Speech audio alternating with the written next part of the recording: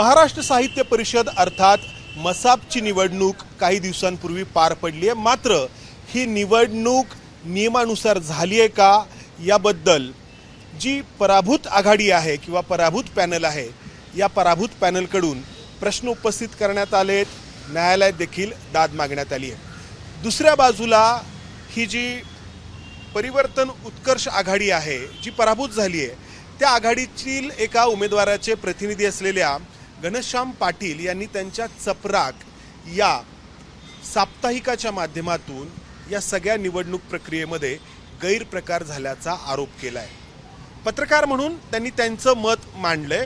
मात्र या त्यांच्या साप्ताहिकातील लेखाच्या विरोधात त्यांना एक नाही तर तब्बल 3 नोटीस पाठवण्यात आल्यात।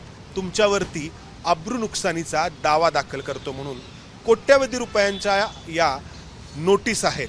आपल्यासोबत घनश्याम पाटील आणि त्यांचे सहकारी आहेत। तुम्ही निवडणूक लढवणाऱ्या एका उमेदवाराचे प्रतिनिधी होतात, तुमचं काय म्हणणं आहे? ही निवडणूक प्रक्रिया नक्की कशी झाली आहे? महाराष्ट्रातल्या किंवा भारतातल्या सगळ्या संस्था आपल्या ताब्यात घ्यायच्या अशा भूमिकेतून काही राजकीय पक्ष काम करत आहेत। महाराष्ट्र साहित्य परिषदसुद्धा यावर्षी त्याला अपवाद ठरलं नाही। म्हणजे साहित्य परिषदेच्या सगळ्या जिल्ह्यांचं कार्यक्षेत्र जर बघितलं तर थेटपणे भाजपचे पदाधिकारी, अगदी नगरसेवक आहेत, आमदार आहेत, खासदार आहेत, हे सगळीकडे मतं गोळा करण्यासाठी फिरत होते। अनेक गैरप्रकार त्यातून उघडकीला आले। काही ठिकाणी पैसे वाटप केल्याचाही आरोप पहिल्यांदाच झाला। म्हणजे साहित्यासारख्या पवित्र क्षेत्रामध्ये मतदानासाठी पैसे दिले जाणं हे अत्यंत लाजिरवाणं कृत्य आहे। लेखक आणि समीक्षक असलेले संजय सोनवणे त्यांनी तर त्याबाबत एक पोस्टही फेसबुकला शेअर केली होती की चंद्रकांत पाटलांचे काही उमेदवार तब्बल 3 ते 4 वेळा त्यांच्या घरी आले, चौथ्यांदा त्यांनी दारातूनच त्यांना हाकलून दिलं। म्हणजे ही निवडणूक पूर्णपणे राजकीय पक्षांच्या आहारी गेली होती। त्यानंतर प्रत्यक्ष 15 मार्चला जेव्हा मतदान होतं तर मी आमचे परिवर्तन उत्कर्षाचे उमेदवार होते शिरीष चिटणीस, त्यांचा प्रतिनिधी म्हणून या पूर्ण प्रक्रियेत पूर्ण वेळ उपस्थित होतो। तिथं तर सगळीच अनागोंदी होती। म्हणजे सांगायला मला खेद वाटतोय की यंदा साहित्य परिषदेच्या ज्या मतपत्रिका ज्या टपालाने आल्या होत्या किंवा दोन्ही पॅनलने गोळा करून दिल्या होत्या, तर या मतपत्रिका समोरून कट करण्यासाठी बाहेर एका खाजगी प्रेसवर नेल्या। तिथनं हे किती गैरप्रकार आहेत? हे खूप गंभीर आहे। हे नक्की थोडं तुम्ही विस्ताराने सांगावं की साहित्य परिषदेमध्ये मतदान करणारे मतदार त्यांची मतपत्रिका पाठवतात, पोस्टाने पाठवली, आणून दिल्या हा, तर त्यांची मोजणी त्याच वेळी समोर होणं अपेक्षित होतं। मग त्याआधी काय झालं की आमच्याकडे जे आता हजारो मतपत्रिका आल्यात, 16,000 एकंदरीत आपले सभासद आहेत, किती जणांचं मतदान झालं, प्रत्यक्ष पोस्टाने किती मतपत्रिका आल्या, उमेदवारांनी किती आल्या, त्यातल्या किती बाद झाल्या, हे सुद्धा शेवटपर्यंत निवडणूक निर्णय अधिकाऱ्यांनी सांगितलं नाही।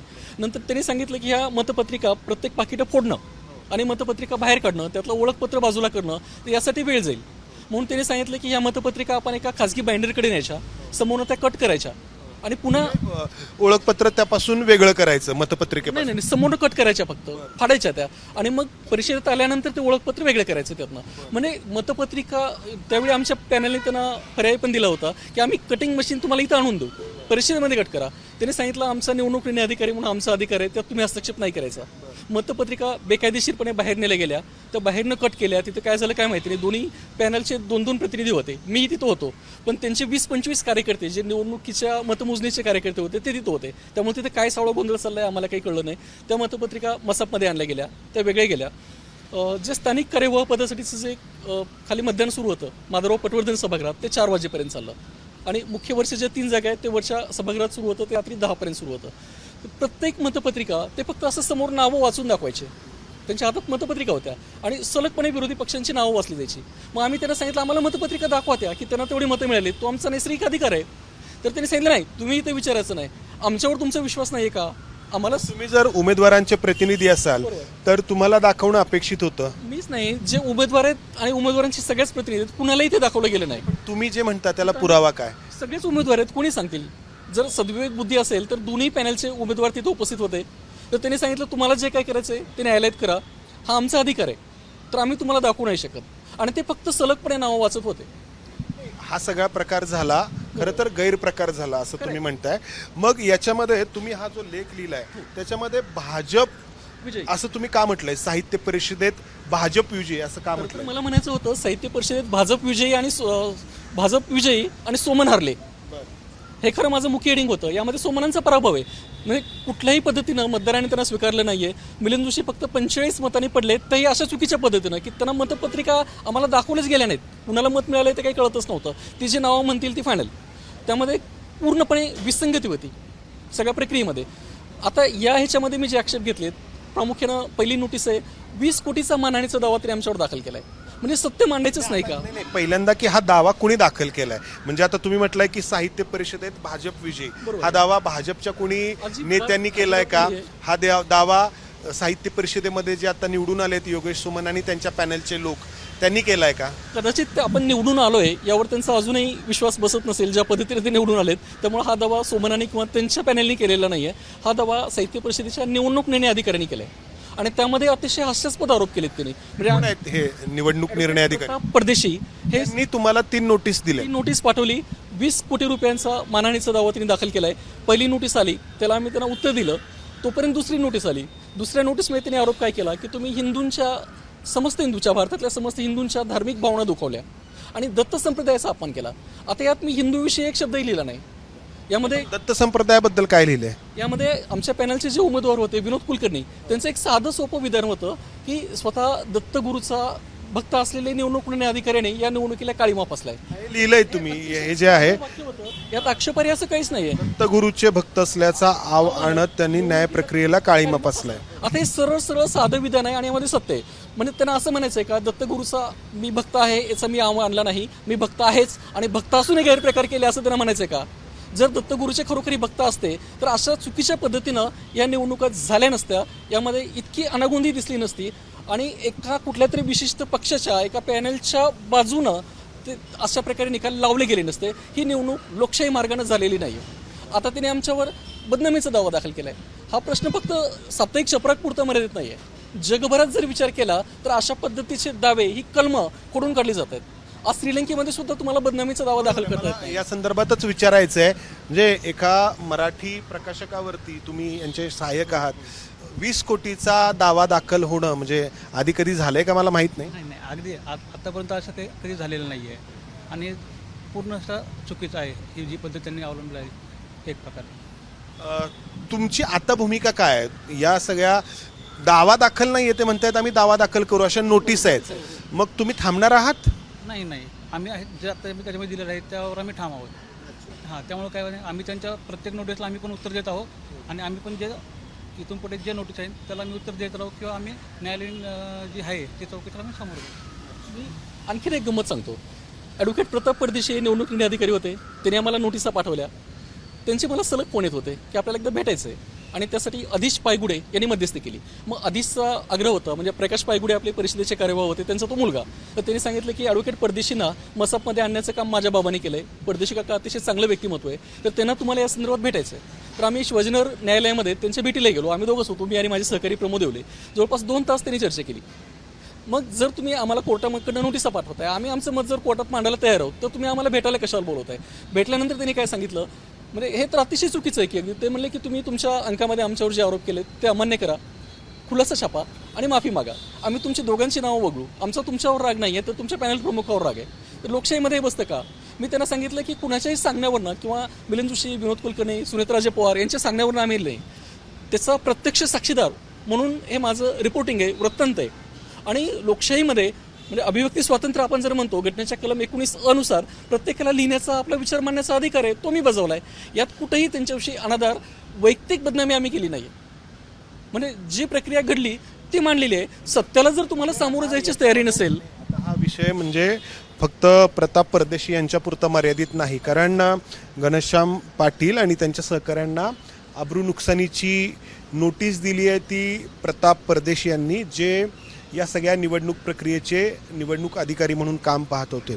मात्र तुम्ही या तुमच्या लेखामध्ये जे म्हटलंय की भारतीय जनता पक्षाच्या पदाधिकाऱ्यांनी ही निवडणूक प्रक्रिया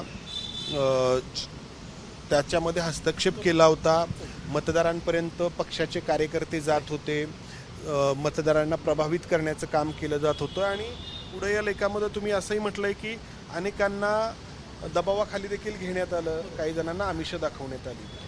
तर हे नक्की काय आहे आणि याचे तुमच्याकडे पुरावे काय आहेत? सगळ्या वृत्तपत्रांनी त्याच्या वेळोवेळी बातम्या केलेल्या आहेत. अनेक मतदारांनी त्यांचे अनुभव समाज माध्यमावर शेअर केले आहेत. जसं मी सांगितलं की संजय सुर्वेंनी सांगितलं की चंद्रकांत दादा पाटलांचा कार्यकर्ता 4 वेळा माझ्याकडे आला. मला स्वतःला अनेकांचे संघ वर्तुळातून म्हणजे मी संघ विचारधारेवर प्रेम करणारा एक कार्यकर्ता आहे. त्यामुळे संघ परिवारातल्या अनेक ज्येष्ठांचे मलाही फोन आले की घनश्यामजी तुम्ही तटस्थ राहा, कुठलीच भूमिका घेऊ नका, तुमचं भवितव्य उज्ज्वल आहे. आणि मला तुम्ही अशा आमिष दाखवण्याचं काम काय करता? सत्तेची बाजू घेणं हा गुन्हा आहे का? बरं, हे लिहिल्यानंतर ज्यांनी लिहिलं, आता भाजपचे राज्याचे प्रवक्ते आहेत म्हणजे शिवराय कुलकर्णी असतील किंवा त्यांचे इतर कार्यकर्ते, तर त्यांनी थेट आम्हाला शहरी नक्षलवादी म्हणून जाहीर करून टाकलं. हे डाव्या विचारधारेचे समर्थक आहेत, तुम्ही शहरी नक्षलवादी आहेत, असे आरोप आमच्यावर झालेले आहेत. पण तुम्ही राष्ट्रीय स्वयंसेवक संघाच्या विचारसरणीला मांडणारे आहात, हे सगळ्यांना माहिती आहे. पण एवढ्या लगेच तुम्ही शहरी नक्षलवादी ठरलात? त्यांनी तशी उत्तरं द्यायला हवीत. म्हणजे 2020ला जेव्हा आम्ही अगदी जंगजंग पछाडलं होतं, तेव्हा शरद पवारांचा राष्ट्रवादी काँग्रेस पक्ष त्यांनी आम्हाला नोटिसा पाठवल्या होत्या. त्यांनी तर काही कारण नसताना आरोप ठेवले की शरद पवारांच्या हत्येचा कट. अगदी हास्यास्पद ते होतं. त्याचं पुढे काय झालं आपण बघितलंच. म्हणजे इतका टोकाचा विरोध आम्ही या प्रवृत्तीविरुद्ध करतोय. आणि असं असताना सुद्धा साहित्य परिषदेची निवडणूक ही प्रामाणिकपणे सरळ मार्गाने व्हावी, यात राजकारणी मी म्हणताय की याच्यात भाजपने हस्तक्षेप केला. मग राष्ट्रीय स्वयंसेवक संघाची काही भूमिका होती की नव्हती याच्यामध्ये? कारण मातृसंघटना आहे, भाजपचे नेते जर काही करतायत तर मग जो काही प्रकार झाला तो गैर झाला असं तुमचं म्हणणं आहे. मग संघाने काही भूमिका घेतली आहे की नाही? हे बघा, या निवडणुकीचं जे हे सगळं राजकारण सुरू झालं ते राजेश पांडे यांच्यापासून. राजेश पांडे गेले काही वर्षापासून पुणे पुस्तक महोत्सव खूप चांगल्या पद्धतीने आयोजित करतायत. संपूर्ण महाराष्ट्राचं ते एक आकर्षण केंद्र झालेलं आहे. मात्र त्यांच्या राजकीय महत्त्वाकांक्षा मोठ्या आहेत. तिथलं संघ वर्तुळ आणि भाजपचं वर्तुळ हे त्यांनी पूर्णपणे कामाला लावलं. त्यासाठी स्वतंत्र बैठका घेतल्या, त्याचे फोटो आणि व्हिडिओसुद्धा माझ्याकडे उपस्थित आहेत. त्यांनी पुण्यातल्या सगळ्या नगरसेवकांना, वॉर्डाध्यक्षांना, स्थानिक कार्यकर्त्यांना आणि महापालिकेच्या निवडणुका झाल्या तर ते इच्छुक उमेदवार होते त्या सगळ्यांना एकत्र बोलवलं आणि त्यांना सांगितलं की तुमच्या भागात एवढे एवढे मतदार आहेत, या सगळ्या मतपत्रिका मिळवून देण्याचं काम तुम्ही करायला हवं. म्हणजे मी आता बावधन भागात राहतो, तर आमच्या नगरसेवकाचे मला 3 वेळा फोन आले की घनश्यामजी तुम्ही माझे मित्र आहात तर तुमची मतपत्रिका माझ्याकडे द्या. म्हटलं साहित्य परिषदेला तरी तुम्हाला माहिती का? तुम्ही रोजची वृत्तपत्र तरी गंभीरपणे वाचता का? म्हणजे किमान या साहित्यिक संस्था आहे तिथे तरी राजकारण आणू नका. महाराष्ट्राच्या साहित्य क्षेत्राचं जर हे भवितव्य आहे तर इथं राजकारण कशासाठी हवं आहे? आता येणारं 100वे साहित्य संमेलन हे पूर्णपणे आपल्या ताब्यात घ्यायचं, साहित्य संस्था आपल्या ताब्यात घ्यायच्या, आपली विचारधारा पुढे न्यायची असं वाटणं खरं यात काही चुकीचं नाही आहे. ठीक आहे, प्रत्येकजण आपली विचारधारा पुढे नेतो, पण त्यासाठी तुम्ही मतदारावर दबाव आणणं, चुकीच्या मार्गाचा अवलंब करणं हे समर्थनीय नाही आहे. आणि ही निवडणूक पूर्णपणे फसली गेलेली आहे. जेव्हा निवडणूक झाली तेव्हा आम्ही अधिकृतपणे मागणी केली की तुम्ही एकतर मतपत्रिका आम्हाला दाखवल्या नाहीत, इन कॅमेऱ्यासमोर झाल्या नाहीत, किमान कॅमेरा तुम्ही ठेवायला काही हरकत नव्हती, तर आम्ही फेरमत मोजण्याची मागणी केली, तर त्याला सुद्धा त्यांनी नकार दिला. पण लोकशाहीमध्ये न्याय मागायचंच नाही का? या पॅनलचे जे 3 प्रमुख होते, मिलिंद जोशी, विनोद कुलकर्णी, सुनीता राजे, तर यांनी हायकोर्टामध्ये अपील केलं. तर तुम्ही आमच्या विरुद्ध कोर्टामध्ये जाऊन आमची बदनामी केली म्हणून त्यांनाही नोटीस दिली गेली. तर लोकशाहीमध्ये आपल्यावर जर अन्याय झाला तर न्याय मागायचंच नाही का? न्यायालयाकडे नाही तर आम्ही जायचं कुणाकडे? माझा प्रश्न आहे की संघाची यावरती भूमिका काय आहे? संघाची भूमिका आम्हाला कळलीच नाही, अजूनही कळली नाही. म्हणजे मी राजेश पांडेंना सुद्धा म्हटलं ही जर संघाची निवडणूक असेल, राष्ट्रीय स्वयंसेवक संघाने जाहीर करावं की आम्ही आमचे उमेदवार दिलेले आहेत आणि सगळ्या स्वयंसेवकांनी त्यांना सहकार्य करावं, तर मी तुमचा प्रचारक म्हणून काम करेन. राजेश पांडे म्हणजे राष्ट्रीय स्वयंसेवक संघ किंवा भाजप नाही आहे, ते भाजपचे पदाधिकारी. संघाने बोलायला पाहिजे होते, बोलायला हवं होतं, पण तशा भूमिका कुठे दिसल्या नाहीत माध्यमामधून. त्यांचे स्वयंसेवक मात्र घरोघर मतपत्रिका गोळा करत फिरत होते. नाही, याच्यामध्ये तुम्ही आणखी एक जे म्हटलेलं आहे, मतमोजणी सुरू होती त्यावेळी मिलिंद जोशी यांचे जे काही विरोधी उमेदवार होते, योगेश सोमन, तर योगेश सोमन यांची काही वाक्य तुम्ही याच्यामध्ये घातलेली आहेत. त्याला आपले पत्रकार साक्षीदार आहेत. काय म्हटलं? असं आम्ही सगळे साहित्य परिषदेच्या आपल्या लॉबीमध्ये होतो, वरच्या मजल्यावरून ते खाली आले आणि आत निवडणुकीची प्रक्रिया सुरू होती, तेव्हा माधवराव पटवर्धन सभागृह आतून बंद केलं होतं आणि आता निवडणूक निर्णय अधिकारी येऊन निकाल जाहीर करतील म्हणून सगळे पत्रकार थांबले होते. तर त्यांचं वाक्य की अरे म्हणे तुम्ही सगळेजण अशा पद्धतीने थांबलाय की काहीतरी घरात कुणीतरी गेलेलं आहे, एक्सपायर झालेलं आहे, त्याचं निधन झालंय आणि डेड बॉडीच्या प्रत्यक्षेत बाहेर असल्याप्रमाणे सुटकी चेहरे घेऊन का थांबलाय? किंवा वरच्या सभागृहात जेव्हा आम्ही बसलो होतो तर त्यावेळी त्यांनी सांगितलं की आत पेशंट आता ऑपरेशन सुरू आहे, कधी एकदा जातोय आणि त्याला बाहेर काढण्याच्या प्रत्यक्षात तुम्ही आहात असे म्हणे तुमचे चेहरे मला दिसत आहेत.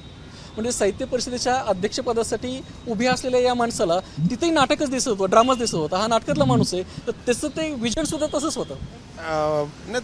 नाटक आणि साहित्य म्हणजे नाट्य परिषद वेगळी आहे, ही साहित्य परिषद वेगळी आहे. हे असं कसं काय म्हणजे त्याचं गांभीर्य त्याला दिसलंच नाही. खरं पत्रकारांनी सुद्धा त्यांना विचार मी याच्यामध्ये म्हटलंय की त्यांना काही राजकीय महत्वाकांक्षा देखील आहे. त्यांनी सांगितलं की पुढच्या 2 वर्षामध्ये मी आमदार म्हणून असेल, तर माझ्याशी पंगा घेऊ नका. योगेश सोमनांचं विधान आहे की मी लोकशाहीमध्ये आहे आणि पुढल्या 2 वर्षात मी आमदार असेल, त्यामुळे तुम्ही माझ्याशी पंगा घेऊ नका हे आव्हान आम्हाला तरी ते त्या ठिकाणी देत होते. तुम्हाला असं म्हटलं हो, त्या ठिकाणी सगळ्यात समोर म्हणाले, ते सगळेच होते त्या ठिकाणी. बरं, आता आमच्या पॅनल इकडच्या पॅनलमध्ये जे होते ना, प्रकाश जावडेकर यांना तुम्ही डाव्या विचारधारेचे आशुतोष जावडेकर, प्रकाश जावडेकरांचे चिरंजीव, त्यांना तुम्ही डाव्या विचारधारेचे कार्यकर्ते म्हणणार का? त्यांना तुम्ही शहरी नक्षलवादी म्हणणार का? मृणाली कानेटकर ज्या संघ विचारधारेवर अतिशय प्रेम करतात, मेधा कुलकर्णींच्या खास मैत्रीण आहेत, त्यांना तुम्ही डाव्या विचारधारेचे म्हणणार का? हे सगळे या पॅनलमध्ये होते. आता मृणाली कुलकर्णी कानेटकर, मृणाली जोशी कानेटकर, एक मत त्यांचं त्याही मोजत होत्या. म्हणजे निवडणूक निर्णय अधिकारी सांगत होते त्यांना मिळाली 815 मतं आणि प्रत्यक्ष निवडणूक निर्णय अधिकाऱ्यांनी त्यांना जाहीर केली 777 मतं. मग हे कसं होऊ शकतं? त्या स्वतः शिक्षिका आहेत, एक मत त्या मोजत आहेत. मग त्यांनी सांगितलं की फेरमत मोजणी करा, तर त्यांनी सांगितलं नाही करू शकत, फेरमत मोजणी करण्याचा अधिकार आम्हाला नाही आहे, तुम्ही न्यायालयात जाऊ शकता. मग लोकशाहीने जो आम्हाला अधिकार दिलेला आहे तो का डावलला गेला? तर तशी उत्तरं यांनी द्यायला हवीत. त्याविषयी कोणी काही बोलायला तयार नाही आहे. आणि निवडणूक निर्णय अधिकारी आम्हाला अशा पद्धतीनं नोटिसा पाठवून आता शेवटाकडे आपण येऊयात. या नोटीस पाठवल्यात तर मग तुम्ही काही थांबणार आहात काही? निश्चितपणे निवडणूक निर्णय अधिकाऱ्यांनी जर कुणाच्या दबावाला बळी पडून आम्हाला मनस्ताप दिला, अशा पद्धतीनं खच्चीकरण केलं, तर माध्यमांची परंपरा खूप मोठी आहे. आचार्य अत्रेंचा वारसा आपण सांगणारी मंडळी आहोत. माध्यम स्वातंत्र्य अबाधित राहायलाच हवं. अभिव्यक्ती स्वातंत्र्य हे नेहमी श्रेष्ठ असतं आणि जो आम्ही लिहिला आहे त्यातला शब्दन शब्द खरा आहे. प्रामाणिकपणाला, सत्याला कितीही मोठी किंमत मोजावी लागली तरी लढावं पण लागतं, लढावं लागतं. पण लढणं हा मराठी मातीचा गुण आहे. जर कोणी चुकीच्या पद्धतीने आम्हाला दबाव आणत असेल, तुम्ही एका ठिकाणी जर आम्हाला दाबलं तर दुसऱ्या ठिकाणी आम्ही निश्चितपणे उफाळू. हे सगळं कशासाठी होतंय? म्हणजे ताब्यात काय हवंय? काही त्यांची कारणं असू शकतात. साहित्य क्षेत्र आपल्याकडे असावं असं त्यांना वाटत असेल.